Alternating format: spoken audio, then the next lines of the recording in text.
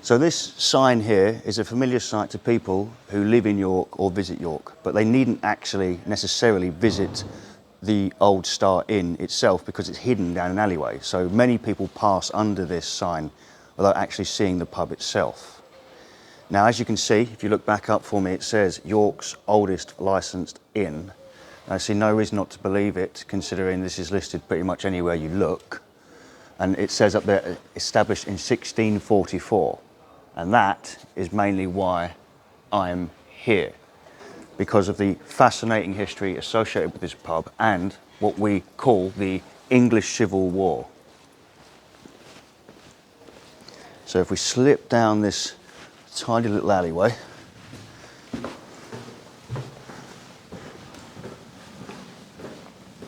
you see it has an assortment of lovely gardens as well.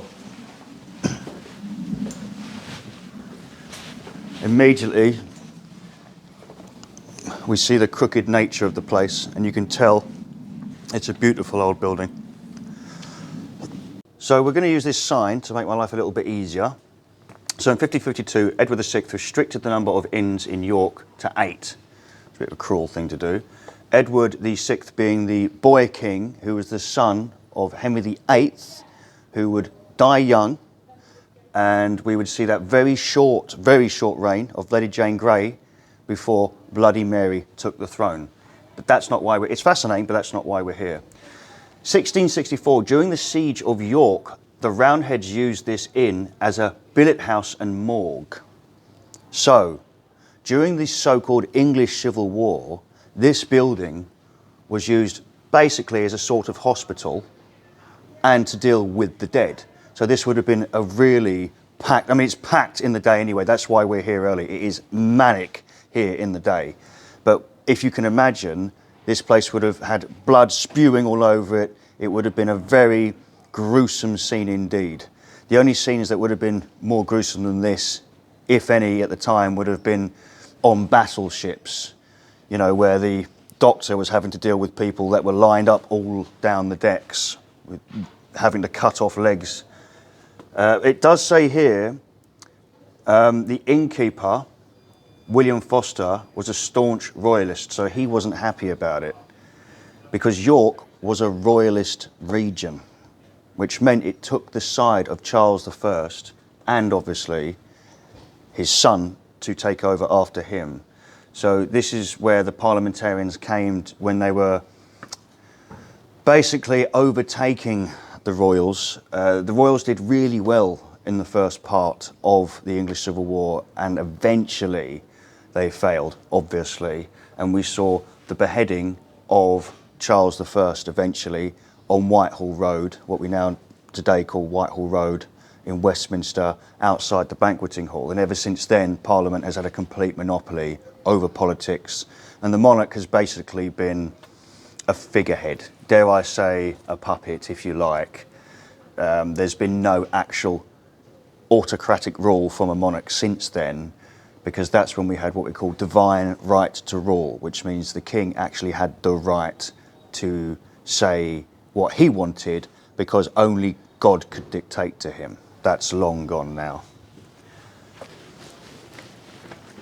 So this is a rare sight indeed to see it this empty. You do have to be here early or late to see it this empty. Only yesterday we was here and it was chock-a-block. It looked like Chinatown in London. It was absolutely manic.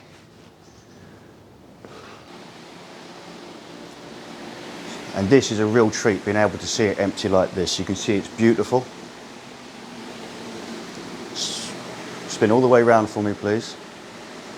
I love these windows here. And this stunning room in here, look.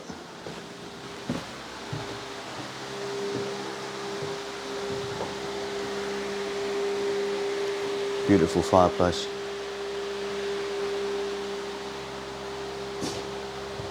You really don't see enough seating like this anymore.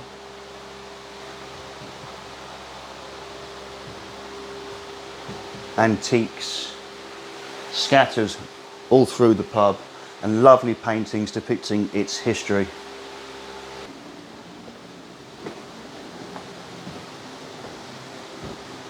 Oh, let's not forget this lovely room here.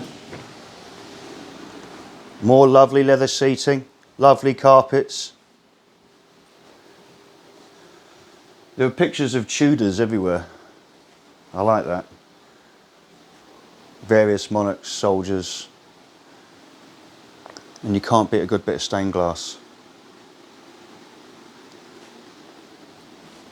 Slinger left. That's the one. My cameraman's balance is second to none. Love this little snug here. Look at these snugs. It almost looks like you're in church here, doesn't it? Is that all coming out all right on the camera? Lovely. Lovely bar. Not particularly impressed. Oh, Starre Garcia, that's nice. To be honest, looking at the bar, I think Starre Garcia is my only choice here. What a glorious fireplace. Fantastic.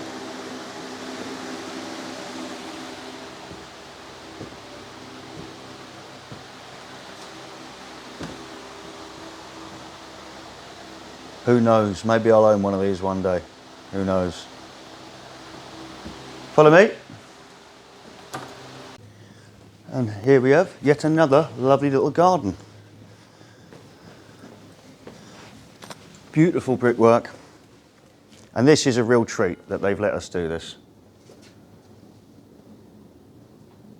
Some of the perks of Britain's lost and living pubs. So the thing is, with a pub like this, I could rant and rave about its historic significance, and I think that's quite obvious. Because it's been around so long, it's been important in each epoch, each century. But ultimately, this is what pubs should look like today. If you're building a pub, obviously you can't get hold of this brickwork all the time, but you can design brickwork like it, to look like it. You can have your windows like this. And people might wonder what these are. These were the parts of the glass that were picked up. So when you created your pane of glass, you would use devices to pick them up. So these were the offcuts. So these were cheaper. So pubs would end up using them for modesty. So if you, for instance, all of these were the parts that were supposed to be thrown away, it would actually hide who's inside. So whether you're in London or anywhere, York, and you see these, they're actually supposed to be the wastage, but they were cleverly used to provide some modesty within the pub. Lovely design.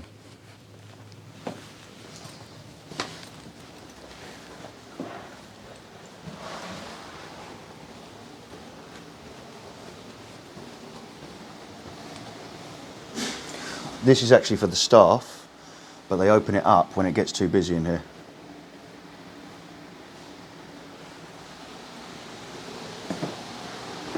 I must say as well, I'm a fan of these when you get tables on barrels. I think it's a great way to use the barrels. Once again, leather-bound stools.